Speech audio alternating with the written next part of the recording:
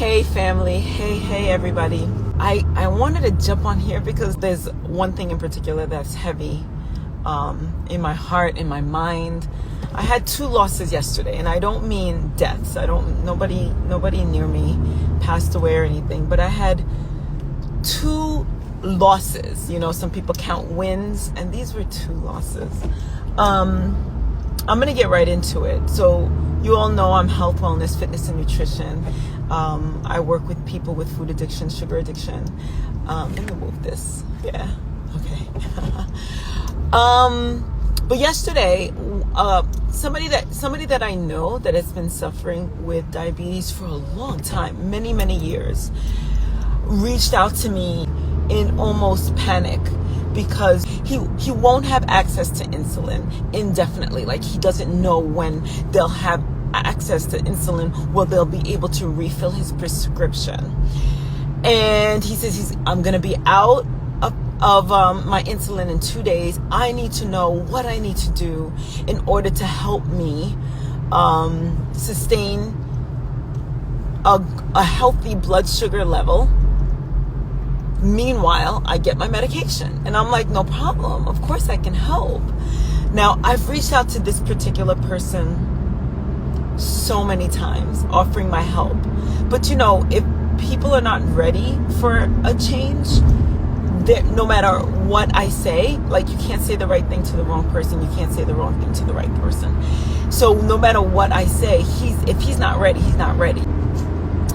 So I thought that this was a plus. I'm like, yeah, I'll help you. But it's not going to be easy.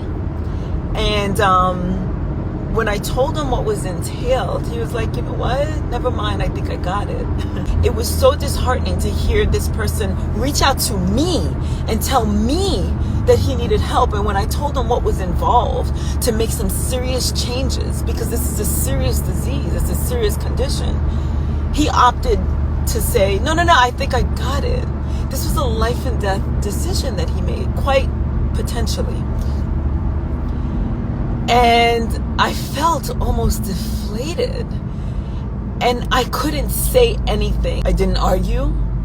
I was like, okay, that was his decision. He's a grown person. There's nothing I can say. And he made his decision, and I backed away. Now, this is somebody that I've known for a long time and I care about. So it was sad for me. So I considered that a loss. And I know I can't save everybody. I know that's not it at all. That was one loss. The second loss was later on yesterday. I heard that a colleague of mine suffered a stroke. That hit heavy. I don't even think she's 45 years old.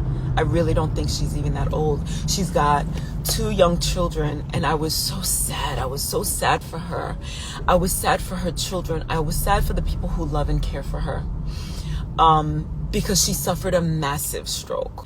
And then I started thinking, well, what's going on? Why is this happening? Why are we allowing this to happen? Why is it once we get some kind of a diagnosis, or once we get some kind of a physical warning, something physically goes wrong with us, that's when we decide we need to do better? Why aren't we understanding and realizing that our lifestyle is killing us? A stroke, you know, risk factors of a stroke is heart disease, hypertension, high cholesterol, obesity, diabetes. How many people do you know with one or all of those things? It's serious. It's serious. And all of those conditions I just mentioned, they're all lifestyle diseases, lifestyle condition. What does that mean? That means the way we live our lives is actually slowly, and for some people, quickly killing us off.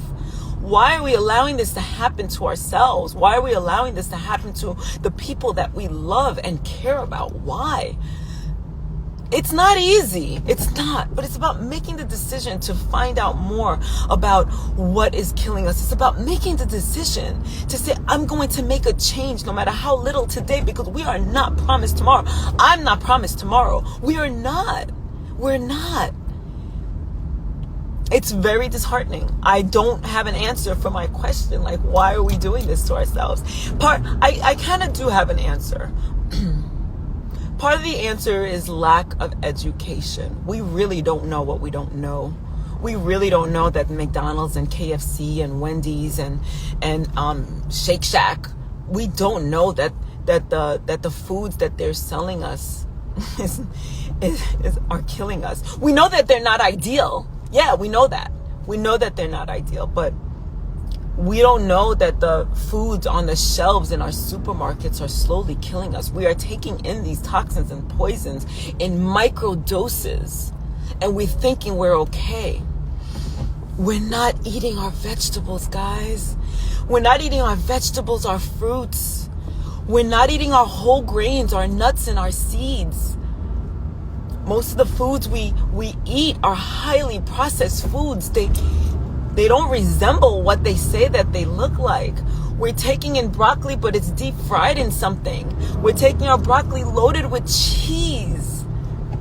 And we're doing this multiple times a day. Like, it's breakfast, lunch, it's dinner, it's our snacks. It's all the added salt, oil, and sugar that's in our foods consistently. We're continually asking our bodies to process and digest these toxins, these poisons, these foods that are in our bodies. Why do we continue to do this? And we say, oh, no, I know I need to do better. I know I need to do better. I'll start next week. And then a party comes up. A gathering, dinner, and we order the most scrumptious, most delicious thing on the menu. We order that lobster. We order that steak that's cooked in butter and probably cooked in oil that's been used and reused and reused. And then we walk away and say, well, I don't do that all the time. But what is it that you do at home by yourselves? Guys, we gotta do better. I'm reaching out. Both my hands are extended. But I can't make anybody do what they're not ready to do. What are you going to do to get ready? Because again, I can wake up tomorrow in a hospital bed in the emergency room after having suffered a stroke. My uncle went to bed one night and he never woke up because he suffered a stroke in his sleep.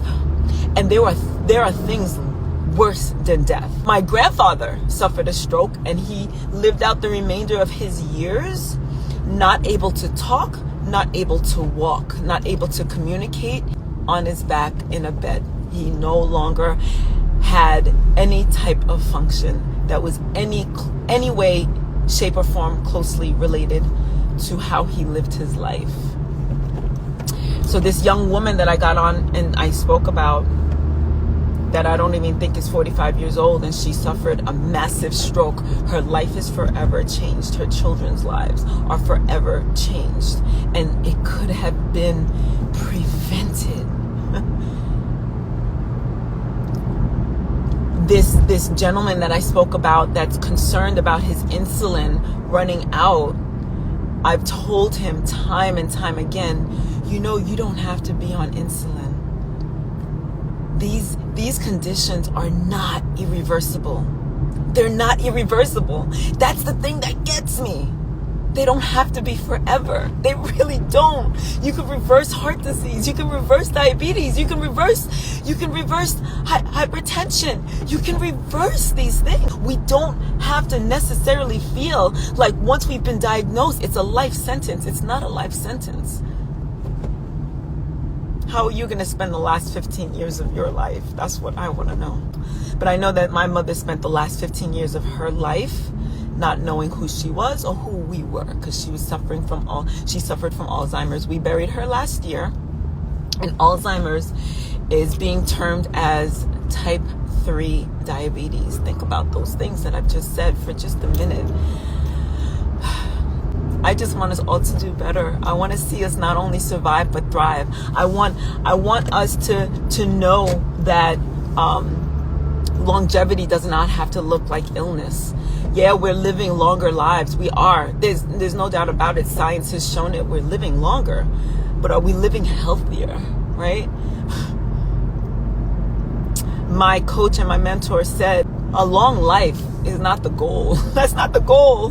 The goal is a healthy long life, because we want to consider the last 15 years on this planet. Are we able to dance with our children and our grandchildren, right? Are we able to carry our own groceries? Are we able to function around the home without needing the help of somebody else? So anyway, I'm going to get off. Thank you for listening to me, everybody who's listening. And I'm signing out. I'm signing out. Have a beautiful, healthy day, and make that decision for yourself. Okay. Ciao, ciao.